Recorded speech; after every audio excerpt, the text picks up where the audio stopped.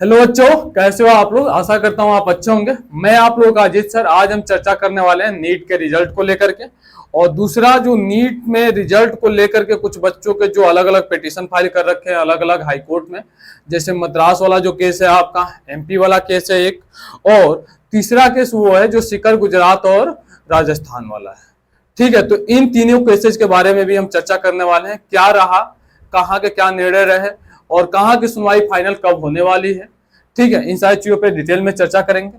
और जैसा कि रिजल्ट आपको पता है कि रिजल्ट जो है, रिजल्ट की यदि बात करें तो रिजल्ट का इन्होंने दे दिया है इंटीमेशन डेट कि लगभग लगभग आपका 14 जून तक आ ही जाएगा। ठीक है, तो हो सकता है अभी हम वीडियो बना रहे हैं और इसी बीच में रिजल्ट आ जाए, तो कुछ कह नहीं सकते। हालांकि एनटीए इतना तेज काम नहीं करता है। ठीक है, जैसा कि हम देख ही रहे हैं। तो अब यदि बात करें मद्रास केस की भाई, तो मद्रास में क्या हुआ था, पावर कट हो गया था। और आपको पता है एग्जाम जो चला था वो क्या चला था, 2 से लेकर के 5 बजे के बीच में चला था। तो यहां पे हाईकोर्ट ने सीधा डिनाई कर दिया कि इसमें कोई दिक्कत नहीं, पावर कट हो गया तो क्या हुआ, सनलाइट की ठीक ठाक रोशनी आप तक पहुंच रही थी। सो आपको देखने में और लिखने में और पेपर सॉल्व करने में कोई दिक्कत नहीं हुई थी लाइटनिंग की, लाइटनिंग भरपूर थी। ठीक है, ऐसा हाईकोर्ट का कहना है। ठीक है, तो इन्होंने इस चीज को सीधा डिनाई कर दिया कि इसमें कोई रिलायबिलिटी बच्चों को नहीं मिलने वाली।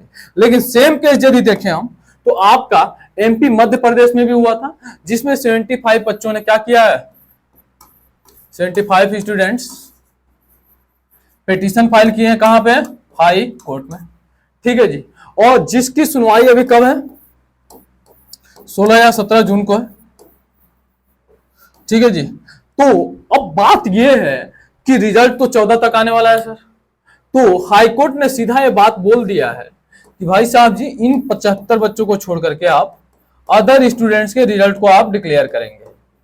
सीधा सीधा ये उन्होंने इंटीमेशन उन्हें दे दी है कि इस बात को समझ लो आप कि 75 बच्चों को छोड़ के क्या करना है, रिजल्ट अदर बच्चों के आप पब्लिश करेंगे। और इन 75 बच्चों के रिजल्ट तभी आएंगे जब फाइनल हियरिंग इसकी हो जाएगी। क्लियर की बात है, यानी कि कुछ ना कुछ जब कंक्लूजन इसको लेकर के निकल जाएगा, देन इन 75 बच्चों के रिजल्ट आपको डिस्प्ले किए जाएंगे। अगली बात है सीकर राजस्थान गुजरात की, जिसमें हुआ क्या था। पहली चीज तो यह है कि इसमें जम्बल्ड क्वेश्चन आए थे। जम्बल्ड क्वेश्चन समझते हैं आप। और दूसरी चीज ये हुई है भाई कि इसमें 38 क्वेश्चन नंबर, बस इतना ही नंबर आउट ऑफ सिलेबस रहा, आउट ऑफ सिलेबस रहा। तो यदि बात करें जम्बल्ड क्वेश्चन को लेकर के, तो कोई एक्शन हमारे गवर्नमेंट मतलब कि एनटीए का नहीं रहा है इसको लेकर के। हालांकि जम्बल में ये हुआ है कि जैसे मान ली 1 to 10 तक के क्वेश्चन तो मान लीजिए ऑर्डर तक है, क्या है, ऑर्डर में है। उसके बाद डायरेक्ट 15th क्वेश्चन आ गया, 18th आ गया, 19th आ गया, 20th आने लगा। ठीक है जी, फिर 11, 12, 13 ऐसे आने लगा। तो इसमें क्या होता है, एक्चुअली यदि ये ऑनलाइन सिस्टम पे हुआ होता पेपर तो कोई दिक्कत नहीं है। किसी भी ऑर्डर में आपको ऑप्शन ही तो सिलेक्ट करना है। जिस क्वेश्चन का आप आंसर लिखेंगे तुरंत नीचे चारों ऑप्शन है, सीधा आपने क्लिक किया, वही ऑप्शन में आप मार दिया आपने। ठीक है, उसमें करे कोई गलती है ही नहीं, कोई दिक्कत है ही नहीं।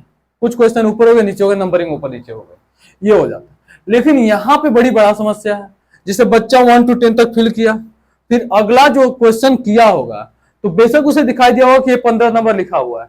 लेकिन जब ओएमआर फिल करने जाते हैं ना इन जनरल, तो हम क्या करते हैं, ऑर्डर में ही तो करते हैं। तो ये गलतियां होने के ज्यादा चांसेस है। अच्छा, यदि मान लो ये गलती होने के चांसेस भी नहीं है, तो भाई कई बार क्या करना पड़ेगा, उसे पन्ने पलटने पड़ेंगे। 11 नंबर क्वेश्चन उसपे था, जाके देखो उसका क्या ऑप्शन है।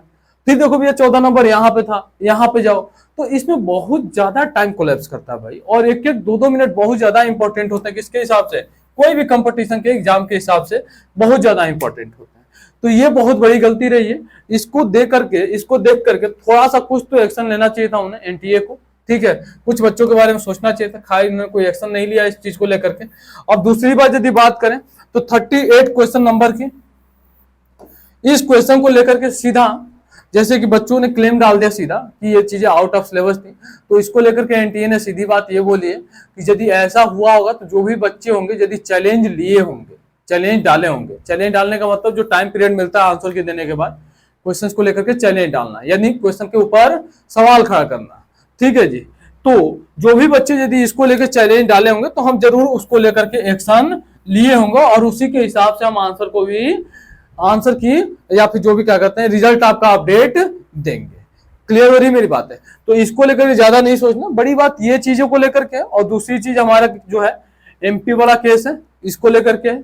और बाकी तो रिजल्ट आपका 14 तक आने वाला है, हो सकता है आज आ जाए, कल आ जाए, परसों आ जाए, परसों तो लास्ट ही है आपका, ठीक है। तो we are waiting for result.